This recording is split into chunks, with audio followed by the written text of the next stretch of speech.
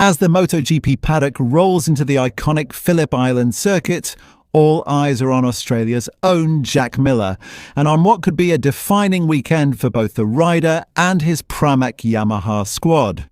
Miller, who has yet to secure a top 10 finish since Brno, remains confident that the flowing, high-speed nature of the seaside circuit will finally unlock the potential of the Yamaha M1. Despite a challenging season marked by inconsistency and mechanical frustrations, the Queenslander believes the unique rhythm of Phillip Island could play to the M1's strengths. Phillip Island is a track that should suit the bike well, with lots of fast corners that help you maintain and build speed, Miller explained. I'm looking forward to racing at home in front of my fans. It's always special. Fingers crossed we can put on a good show for them. Miller's history with the island runs deep. From his 2014 Moto3 victory to his unforgettable podium with Ducati in 2019, the circuit has been the backdrop to some of his most memorable moments. Yet this year, the homecoming comes with added weight, not just the expectation of a nation, but also whispers of internal friction within the Pramac setup. While the official tone from Pramac remains upbeat, insiders suggest that tensions have been simmering beneath the surface. Team personnel reportedly clashed over development directions following a frustrating series of mid-pack results. Sources close to the team hint that Miller's feedback regarding Yamaha's chassis balance has occasionally contradicted that of his teammate Miguel Oliveira, creating quiet unease among engineers who are still adapting to the team's transition to Yamaha machinery. One senior paddock figure commented anonymously, "There's a lot of pride on the line. Jack wants to show he can still lead a project, especially here in Australia, while Oliveira's consistency lately has raised eyebrows internally. You can sense the competitive tension." Indeed, Oliveira's recent form, 3 top 10 finishes in the last 4 rounds, has added subtle pressure on Miller. The Portuguese star, himself a former Phillip Island race winner in Moto3, returns to the circuit after missing last year's event through injury. "I'm really happy to be back at Phillip Island, a track I love, and where I've had great moments," Oliveira said. "The recent races have shown steady progress, so my goal is to start strong, find good feeling early, and fight for points in both races." From a technical standpoint, the Pramac-Yamaha partnership remains a project in progress. The M1's cornering finesse is undeniable, yet its lack of straight-line power has been brutally exposed on faster tracks this season. However, Phillip Island's sweeping corners and unpredictable weather could neutralize those weaknesses. Team Director Gino Borsoi remains publicly optimistic. "This weekend is important not only because it's Jack's home race, but because the Yamaha should work well here," Borsoi stated. "We've seen encouraging signs lately, even if the results haven't reflected our potential. I hope this can be a turning point, a fresh start for Jack." Privately, however, some within the paddock suggest that Yamaha's senior management expects at least one rider inside the top 6 to justify ongoing investment into the Pramac partnership. Anything less could reignite rumours of a reshuffle in personnel before the 2026 season, particularly with Oliveira already confirmed for a World SBK move at the start of that year. For Miller, Phillip Island isn't just another race, it's an emotional homecoming.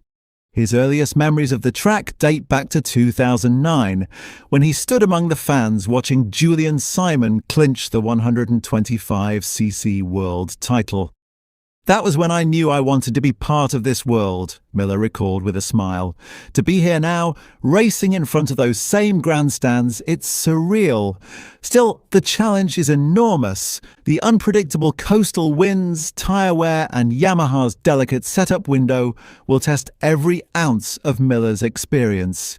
Yet if there's one rider capable of defying the odds when the stakes are highest, it's the fiercely determined Aussie." As the tension builds and the home crowd roars, one thing is certain, Phillip Island rarely disappoints. Whether it's redemption, heartbreak, or a long-awaited breakthrough, this weekend promises to be a pivotal chapter in Jack Miller's unpredictable MotoGP journey. Phillip Island has always been a circuit that exposes both rider courage and machine balance. It rewards those who dare to lean into the unknown fast corners like Stoner Corner and Lukey Heights, demand absolute trust in front-end grip. For Miller, that very characteristic could be both his biggest ally and his greatest risk. The Yamaha M1 thrives on momentum, but its sensitivity to temperature and rear grip has often caught riders off guard in colder conditions.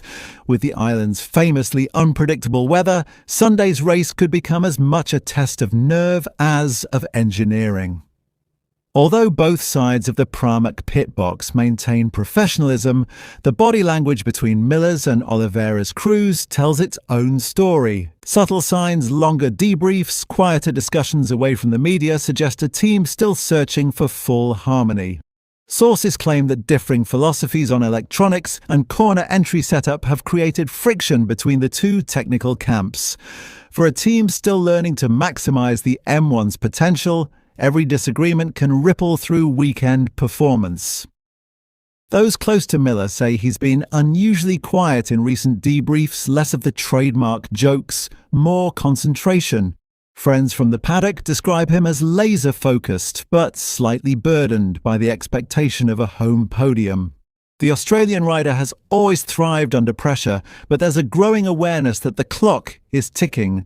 With younger riders like Pedro Acosta and Fermin Aldeguer rapidly rising, Miller knows that every race now matters if he's to secure a long-term future at the top level.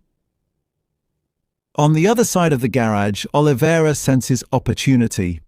His smooth, measured riding style has begun to extract consistency from the Yamaha that few expected this early. Insiders suggest Yamaha engineers are quietly studying his data to understand how he's managing tyre wear more effectively than Miller. Though his World SBK move for 2026 is already confirmed, Oliveira appears determined to leave his Motogp chapter on a high note, perhaps even as the benchmark within the Pramac camp. Meanwhile, in Iwata, Yamaha's technical department is quietly ramping up development for 2026. Rumors indicate that a prototype engine with a completely revised combustion system and hybrid-style energy recovery concept has already begun testing privately in Japan. While the Phillip Island race won't see any of those updates, the team's engineers are believed to be using this weekend's telemetry as a benchmark for the next generation M1. If Miller or Oliveira can demonstrate competitive race pace here, it will strengthen Yamaha's argument that the project is back on track.